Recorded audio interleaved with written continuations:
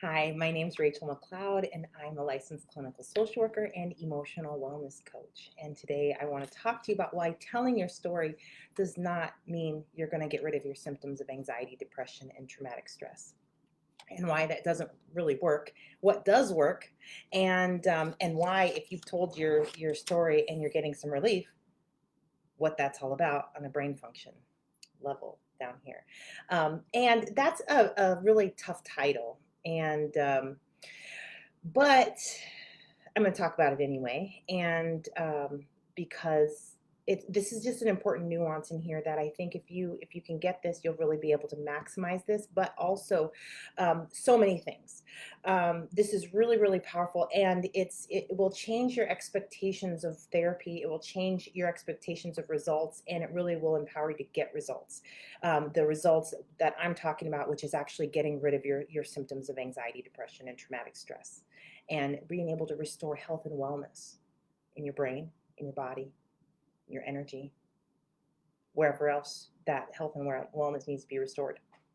And that's really, really what's so important here. Now, is there a rule that telling your story never gets any results? No, that's not it. I've had great relief telling my story, but I'm going to tell you what actually did get the results and why storytelling can be helpful, but I don't find it the fastest route to really in.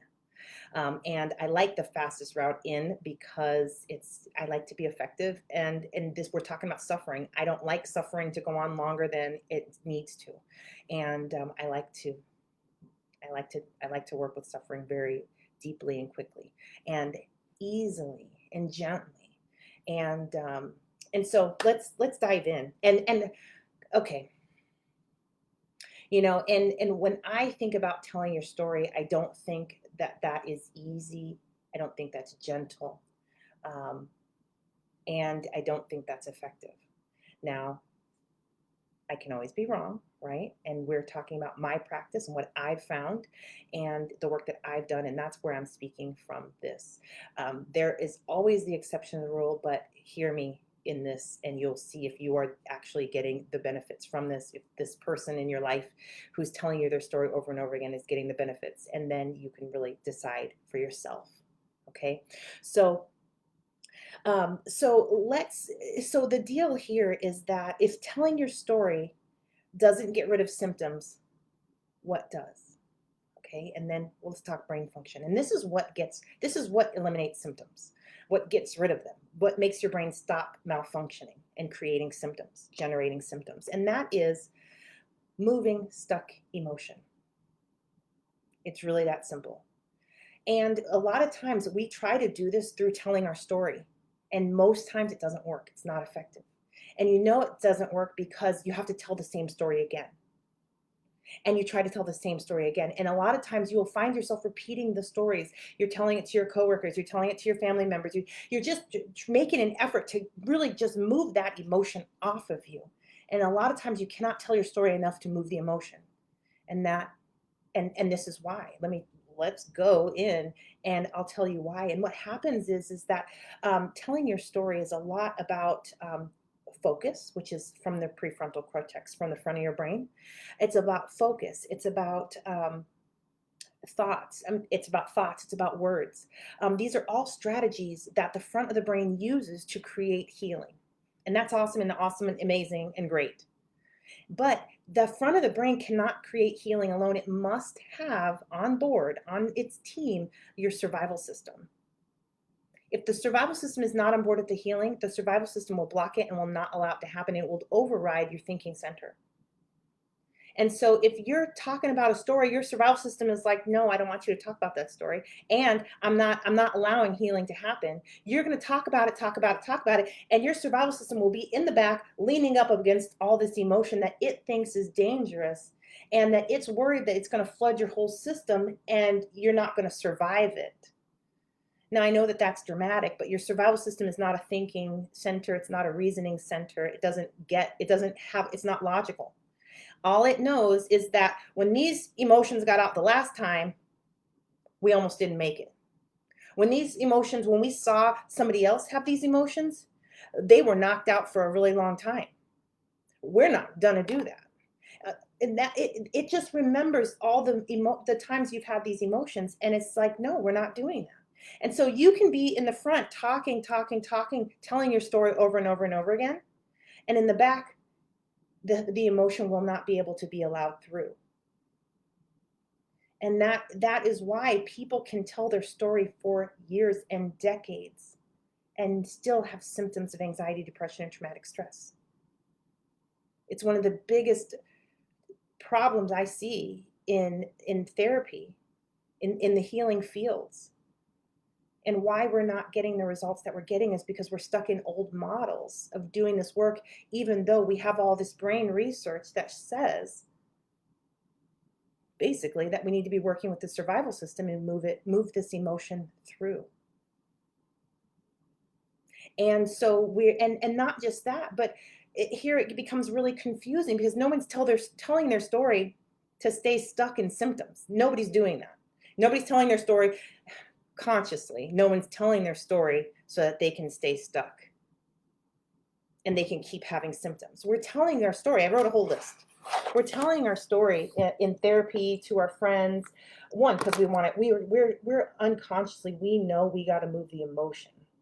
And that's the reason why this thing keeps coming up, because that's your subconscious mind brings up stuff so that so that your brain can pull all of that through and resolve it and get rid of stuff that's tripping up your subconscious mind. It's brilliant. And so it brings this stuff up, and then you're trying to get rid of the emotion in there that your subconscious mind can't clear for you, and your survival system can't clear for you. The thinking center clears for you. So it's doing its job, but your survival system's up there like, no. And so they're doing its job. Your friend of the brain's doing that job. Your survival system says no. Right? So your whole process, your healing process it's not in alignment. It's not working together. And so healing will not happen in those circumstances. Right? And so we're unconsciously aware we need to get this out. We need to move this emotion. We need to move, which is energy. We need to move this energy out of here. And so we're talking for that. We're also talking so that we can get validation. Right? So talking about our story can really be really powerful for that, for getting validation, for support. And we're telling our story for relief. We're telling our story for compassion, for connection, for bonding sometimes. Sometimes we're doing it for pity. Sometimes we're doing it to be heard. Sometimes we're doing it to be witnessed. Sometimes we're doing it for connection, right? And I throw pity in there because unconsciously we have all kinds of strategies and we try everything. And I don't think there's anything wrong with telling your story to get pity. I do think, right, there's some ways we can get stuck. Right? When we're doing it for compassion, we can get stuck there because it's not moving emotion, it's getting compassion. Those are two separate things. Bonding is different. Telling your story to bond is different than moving emotion.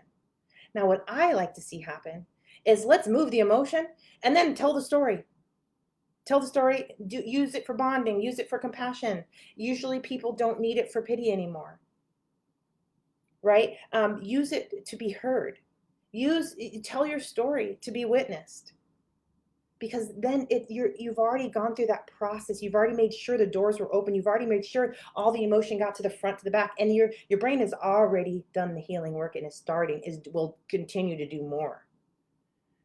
Right? Once it gets one of these packages up from the back, the stuck emotion packages, and it makes it through the healing process, it gets rid of stuff, it pulls out these nuggets, and it just starts weaving this new thing in, and you get higher function in, and then this becomes part of your whole neural network, and then your brain will continue to add things in. And if you're doing this work and you're in a process, like this is what I guide people through, is we're going back and we're going to pull all these things up, as many things as we can find up. And then your inner healer is just doing the work, right? We're helping your brain, the front of your brain, do the work and move. And so it's just really creating with this. But once we get your survival system in line, and we get the whole part of your brain together doing this healing process that it's great at doing, it will continue to do that. It will remember to do that.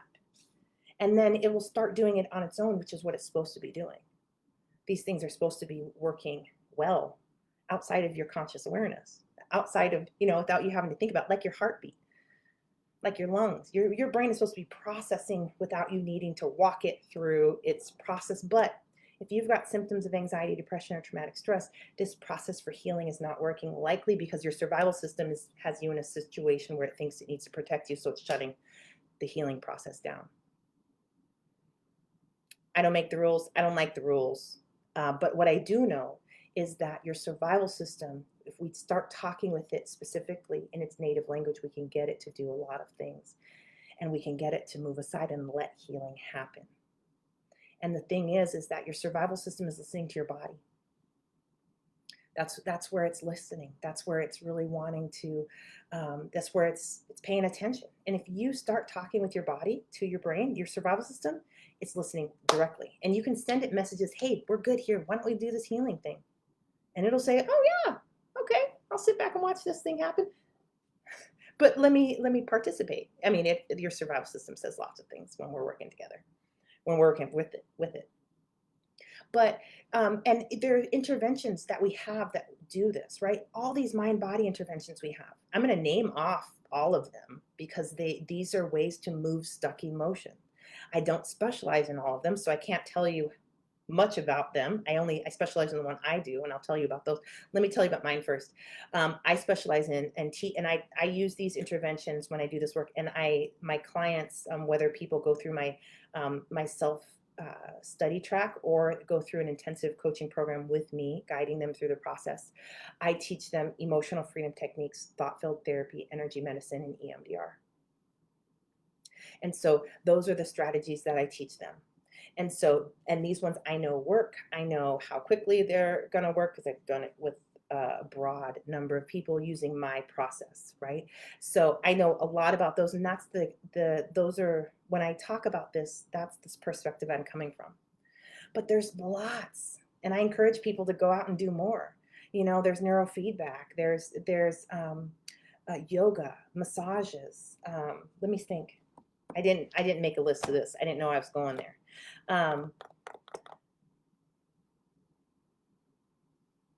Running, walking, horseback riding, petting your animals. I mean, there's because you're using the body, and your body, your survival system, it knows it from programming a long time ago that if you're petting your pet, you're not being chased by a lion. So we must be, if you're petting a cat, we must be safe.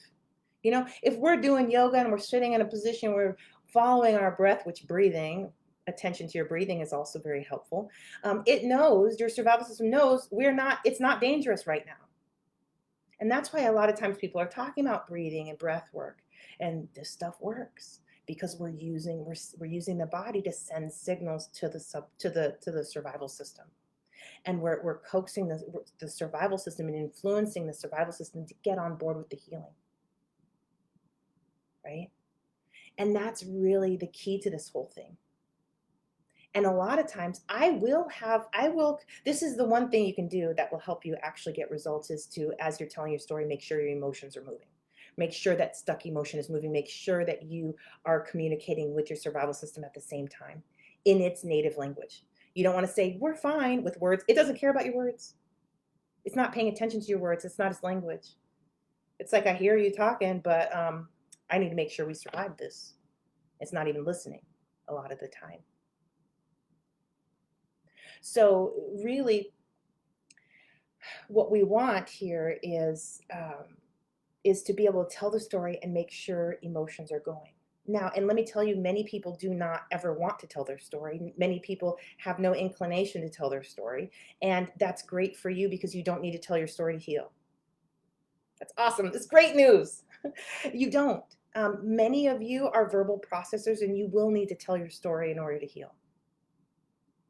And this is when I would encourage you to use an intervention. Use emotional freedom techniques. It's wonderful, has no known side effects, and it really works to bring intensity levels down by helping the survival system move things. And also encouraging it to move things because that intensity is down. And so the survival system says, oh, that thing I was just worried about doesn't look very scary anymore. Okay, go ahead, go on through. That's one of the wonderful things about emotional freedom techniques. Right? And so tell your story along with a mind-body intervention if you need to tell your story. If you don't need to tell your story, don't tell your story. Use one of these interventions, and work on the moving that emotion. You can move that emotion through your body. Sometimes stuck emotion gets stuck in your body. You know, sometimes that's what that knot in your stomach is. Sometimes that's what that mystery knee pain is. Sometimes that's what the, excuse me, that's what the tension in your shoulders are. It's just stuck emotion. Not joking. Okay, that is the wildest thing. One of the wildest things I have ever seen in doing this work is that a lot of times once we're done processing a trauma, people talk about pain being gone that they've had for years. And that's really because some pain really is somatic. It's not, the origin of the pain is not physical, it is emotional. And so, and then sometimes you can work with this in your nervous system, right? You can work with this in your subconscious mind. You can move the emotion anywhere, everywhere. And the more you do that, the more your inner, all your brain can come together to resolve issues and to move through its healing process that actually eliminates symptoms. Like you were having panic attacks, now you're not. Like you were having racing thoughts whenever you made a mistake, and now you're not. You couldn't get out of a pattern of procrastination, and now you're moving forward with your dream. Right? Those are the kind of results we're talking about. We're not talking about, feeling better. Feeling better is great, but that is not getting rid of symptoms. That's a very different thing. And I want you to feel great. I want to feel great. I want everyone to feel great. But that's not the same as getting rid of symptoms. And if you've ever had a manic episode, feeling great is not getting rid of symptoms. It is just feeling great. And that is different. That's really what I want to change your expectations here. Sometimes when we tell our story, we do feel better. If you're one of the verbal processors, right? You tell your story, you feel better, but that doesn't mean you got rid of the symptoms. That doesn't mean you resolved the problem at the root. That just means you feel better. And then you'd have to evaluate, am I still telling that same story? Because if you are, that means that you haven't been able. Sometimes we tell the same story because we're using a story for other people's benefits and for some of these things, and there's nothing wrong with that. Minus the pity one, right? I've really been studying pity this year, and fantastic thing, horrible, awesome, amazing thing pity is. But I should probably do a live about that and give it its own section. But there's many reasons to tell your story, but I don't want you to have to keep telling your story for healing over and over and over again. I don't want that. I want you to, ideally, I want you to tell your story one time, right? And, when I walk people through this, I have them tell the bits, not tell, but attention, and work through bit by bit by bit and help the brain heal itself with this aspect of the story, and then with this aspect of the story, and then with this one, and then, let's go back over here to that one, and over down here to this one, and keep healing happening, right? But I want them to only do it one time. I don't want to have them do it 3 times, 17 times. And the more thorough we are in each one and make sure all the emotion gets moved, the better the chances are that we're one and done. Right? And if you're a trauma therapist, sometimes you can be as thorough as possible, and you're still going to have to come revisit this thing 3 times because it's complex. Even if you make it as itty bitty as possible. I get that, right? And sometimes the brain wants to do the work in layers, and that's okay. But I want you to hear me tell you that it's not in the talking. And this is different. I want you to hear me say this, that if you're working with a talk therapist and she is giving you support and it feels amazing, keep getting that support. That's wonderful. If you're working with a talk therapist and you're being heard and you're being validated and that feels good, keep going, right? Just don't expect symptom elimination. Don't expect your brain to get rid of symptoms. If it does, if it starts clearing stuff out, great. But bring in some interventions, make sure it happens. And if they don't do that work, get the work that you need done. Get your hands on some of these interventions. Start using them, start integrating them with your work. Okay, the interventions I train people on. I offer free trainings of these in my Facebook group. So if you're not part of that or you haven't been there, um, eh, looking at the trainings yet, you can go to my website, which I've included in the title here, and there's a box there where you can it says start here, and then it's like watch a webinar, and then it says join my Facebook group, and then there's opportunities to work with me, right? So join my Facebook group, get in there and learn these trainings, try them out. See if it works. Try it when you're having a panic attack. Or if you're on the phone, you're telling your girlfriend your same story that you've told 1,000 times and you still haven't got it out. Use your intervention at the same time. See what happens. See if it feels different. See if new thoughts come in. See, new thoughts and feeling different is part of the brain moving through its process. If it can get through the process, it will feel different. It will look different. You will notice differences like new thoughts, new feelings, new sensations, new insights, new clarity. That's because that's what brains do. Especially when you pull all that stuff from the back and you get it to the front. Oh my gosh, now you got your problem solver on her, your language maker, you've got lots of things happening there. You're going to notice changes in how your brain is telling the story, how your brain is responding to the story. So, and then I mentioned opportunities to work with me. I teach people how to walk through and use interventions in a specific and targeted way. And I have an 8-part program that does this. And it's the foundation of my 8-week intensive coaching program where I support people through the process step by step. And it's also available for self-study, so you can do this yourself. Or if you've got one of those awesome therapists that is so validating and so supportive, you can be doing this work that I've laid out for you very clearly while still working with your therapist and getting that support from them. Right? So you don't have to go this alone. You don't have to do it with me. And I've made that because a lot of times people use the interventions, but they don't know what to do next, or they don't know how to do it to work through, to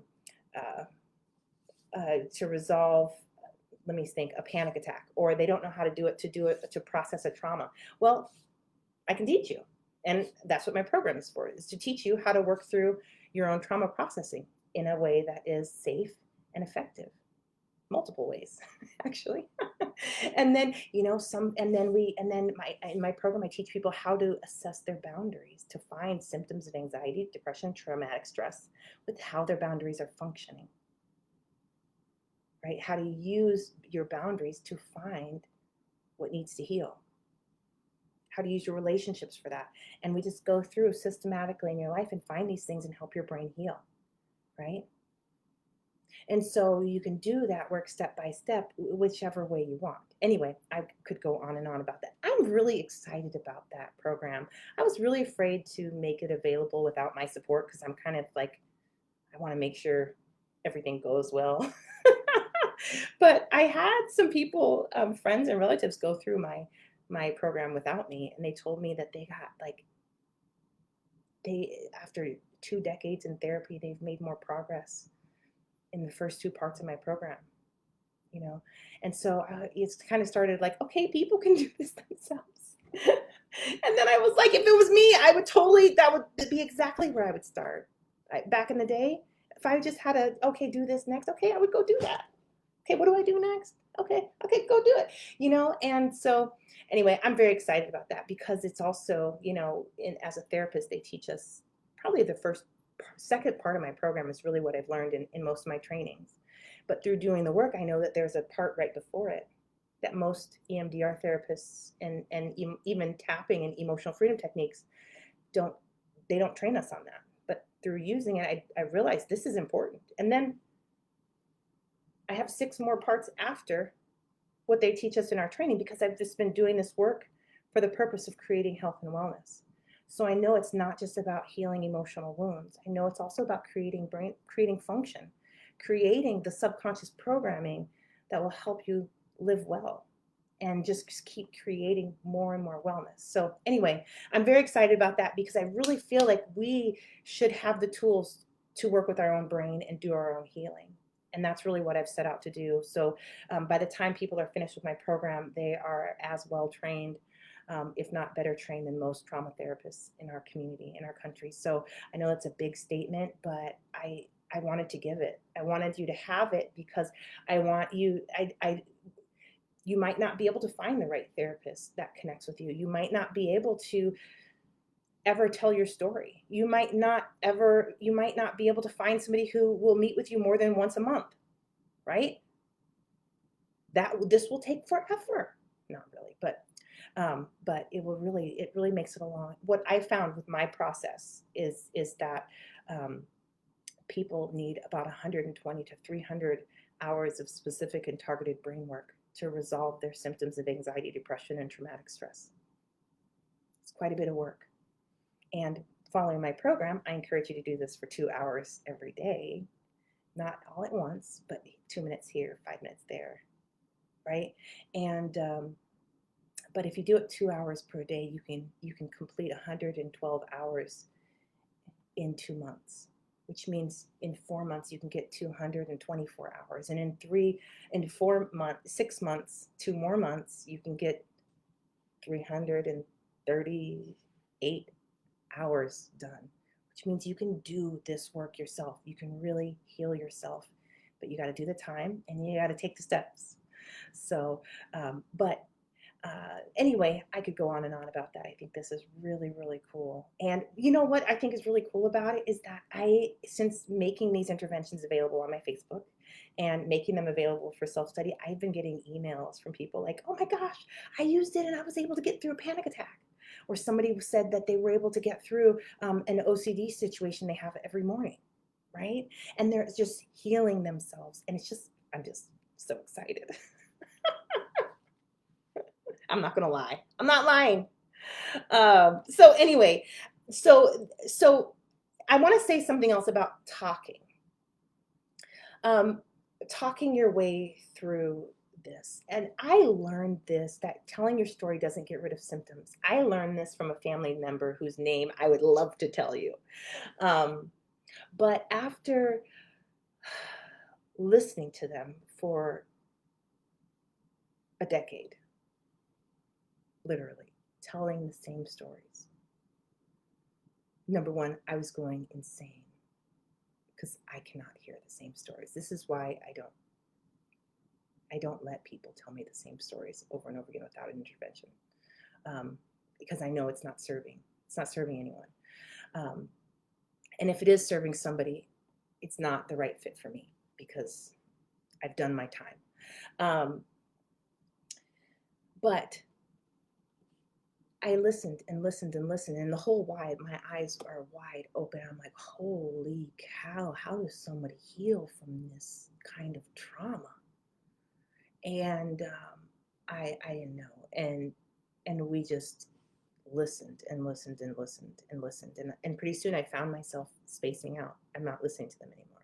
I'm trying to listen. I'm doing I am somewhere else. I'm in my garden. I'm in my to-do list, and that felt horrible too because I'm not showing up as my best self. And not only that, but after a while, it came to my awareness that I'm in a trance. I'm not even listening to this person anymore. And I'm not even hearing the good things that I could be hearing because I'm stuck listening to. I'm in a subconscious program of zoom out and tune out. Okay, and I finally started making some rules with this family member, which were boundaries. I started putting my boundaries out there and said that, and they had started having some really good benefits with tapping, and they were starting to use them, but not very much, right? But I could see that was helping, but I could also see that I was suffering and I was melting. And so for my own self-preservation, I informed them that I would not be listening to their story anymore, and that they would need to find support in another place, and that perhaps this was something for their journal and not something for me to listen to anymore. And let me tell you, I went against all of my programming from childhood where you're supposed to be nice and quiet and listen. I mean, I come from a powerful line of silent women who listen, okay? And I had done a decade of time walking in that path that was given to me. And then something intervened and said, you're not doing well. So, and I said for my own survival, this. And then all of a sudden, I kept holding this boundary, which was tough, man. I was tapping myself because I was like, that's so terrible. But I was just holding the boundary. And this person was livid with me because I had previously been a listener, which I wasn't. But so, um, so what happened was is that they started taking their story to their journal and they started using an intervention with it. And all of a sudden the story changed and I watched, and the story, they didn't need to tell that story anymore, but then they needed to tell the next story. And I would keep like, I think that one's for your journal. Let's put that in your journal. Maybe you want to talk to your therapist about that. And I kept not letting them tell their story, and they just started healing. And I was just watching this whole thing and I was just dumbstruck because I was like, holy cow, if only I had realized this 10 years ago, I would have saved myself a lot of suffering. But we think that we're serving people when we're listening, but we're not always serving people when we're listening. Sometimes we're keeping them stuck. And sometimes people can tell their story so much that they actually drill a hole in their story and they get stuck at the bottom of the hole where they fall in. And many of you already know that. You tell me that when I'm talking with you on the phone or in the messages that you send me. Is I can't talk to another therapist about this because I go in there, I tell my story, and I feel so much worse. Right? So I want you to understand that I came by this information and by this understanding directly in practice before I ever understood. But so I share that with you, and then yeah, gosh, I think that's all I have to say about that. Let me answer some questions here, and I realize I need to get going. Okay, so ask me any questions about this. I really don't want to sound harsh. I don't want to sound like I don't want to listen to people, especially in a time in our history of therapy where that sounds really horrible. I don't want to listen for the sake of listening. I want to listen for the sake of healing. If healing's happening, tell me it all. Tell me everything. If your survival system is on board and we're loaded it up and it says, let's do some healing work, you tell me every single thing. And guess what you're going to get from Rachel? You're going to get validation. You're going to get support. You're going to get compassion. You're going to get all the things. But if you're not going to be able to move emotion, I am not going to do that to you. I see that as cruel and unusual punishment. So that's what you're dealing with. Okay, Phyllis says, talking gives us connection, bonding. Yeah, pity, witness, and relief, but it can get you stuck. Absolutely. Right? I'd say I couldn't say that better myself, but I think she's quoting me. So talking is good. I'm not telling you don't talk. Not at all. And then Kara says, I haven't resonated with any therapist so far. Yes. That's a real thing. When I was diagnosed with my anxiety disorder, I was not going to see a therapist. Nuh-uh. No. And I was already a therapist. So, and there's many of me out there who are totally mentally ill and not going to see a therapist. And at this point, I can say, that's okay. We can do our own work if we know the steps and we're willing to do them and we're willing to show up to do our work. But that's kind of scary. But yes, and the other piece is that sometimes we don't resonate. But that doesn't mean we never will. I love doing therapy now with therapists. I don't do therapy with therapists. I'm going to tell you, hold on, I have to send a message. I'm late. I'm totally running late.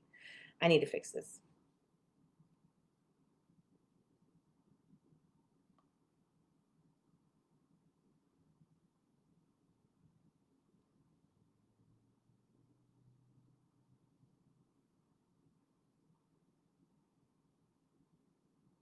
Okay, thank you guys.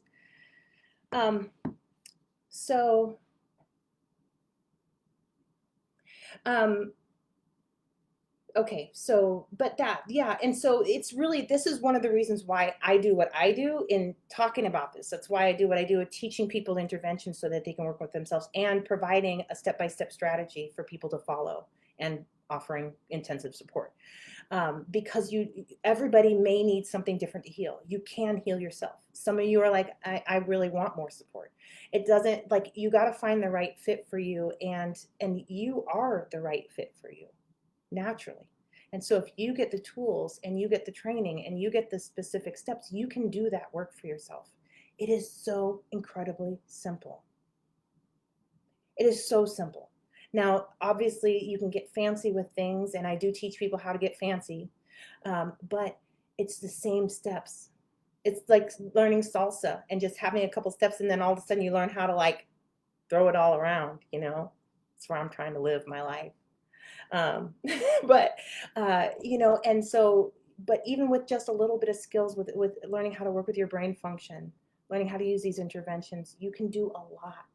And that's the other piece I want to talk about real fast is that if you're in a place where you have a compulsion to share your story, you have a compulsion. And I think that's Michelle Adams is talking about this here. Do people repeat until they get the response they're wanting? I would say yes and no. Yes, they know they need to move that emotion. And two, sometimes they are stuck in patterns of trying to get things, especially if they have parents that were withholding approval. That creates a dynamic of where kids are stuck and they have to continue seeking approval and proving themselves and telling the story and rationalizing and trying to get their parent to see them. We can really get stuck in that. But if you will take that emotion that has you stuck in this dance with your family, and you will move that through your brain's healing pathways, all of a sudden you're freed from that and you don't have to dance that dance anymore. So what I'm saying in there is that when we really meet our real need, which is to move the stuck emotion, we get out of all of the negative behaviors that we don't want to be doing anymore. And negative means just we don't want to be doing them, not necessarily that. I mean, negative for you might not be negative for me, right? So, and the stuck emotion keeps us repeating things. It's like repetitive play. If you ever worked with traumatized children or played with them or been one yourself, you'll know that you do the same things over and over again. They will play the same things over and over again. They will play with the same dolls over and over and over again. And they will tell the same story. I played with one, and this was before I made the connection. And I was like, oh my gosh, like I can't play this same Barbie game anymore. I can't. And I was a therapist. This was in my early days of doing this specific work, and I hadn't made the connection that this is a brain function issue. She is not, I didn't think she was trying to torture me, but it was like, I was like, this is not intentional. This is unconscious. This is very deep in her unconscious mind that we are playing the same story out every time. And if I had been able to use my EMDR in that moment, we would have really had some amazing experiences helping her get past that. But this is why we repeat everything. This is why we self-sabotage over and over again. This is why we make the same, find the same dysfunctional relationships everywhere we go. We are playing out a situation that will help us bring a stuck emotion up and out. So if we just will do that, we can be released from many, many patterns. It is very powerful to move stuck emotion. I don't even want to say move stuck emotion because it doesn't even sound very thrilling. And I feel like maybe you're not going to take it as important as it is and see it as like the manna of healing heaven falling down around the ground everywhere. But it literally is that. And if you want out of a pattern, find the emotion that's keeping you stuck in that pattern, suck it out and throw it. um, there, do you see what I'm saying? So really here that stuck emotion is the big deal. So, okay, Allison says, you don't sound harsh. You sound super supportive and excited and empowering. Good. That's what I want to come across as. I had a conversation with a therapist in my community who I adore. She's trained in some amazing things. But I shared this very strongly. And I actually had I had a vulnerability hangover afterwards because I just felt that's where this is coming from. I'm telling you this because we've had some conversations about telling your story and letting people tell their stories and and I came out like, and anyway, sharing. But and then Jenny says, "You are the right fit for you." This, oh, hearts. I love Jenny. You should click on her page and look at her work. She's amazing. Anyway, so to have her here has me all fangirling. Anyway, huge shout out there. Um, so that's really the deal. So I want you to be able to pull that apart at part of telling the story and healing. And if you're yeah, I want to give more instruction there because I really want you to be able to, if you're the person that's stuck in cycles of telling your story, I want you to be able to help yourself. I want you to get yourself out of that. And if you're the person on the receiving end of the story, I hear you, I feel you, and I just support you in that. Healing is not found in repeating the story. So, all right, I hope that helps you in your journey, and absolutely, connect. Join my Facebook group, learn these interventions, try them all out. And I'm teaching one this Saturday. I'm not going to tell you what it is, but it's a surprise. But it's one I wish I'd started my clients with early, because it really works with the fight, flight, freeze, or faint response. And it helps to repattern that. And so I'm going to be sharing that, and we'll get to walk through it together if you're there. And if you don't catch it, it will be there in the replay, and you can join the group and watch it then. Okay. Oh, and Keisha says, "So glad I found you." Oh, yay! I'm glad I found you, Keisha. And Michelle, you are welcome. All right. Take care, everybody. See you soon.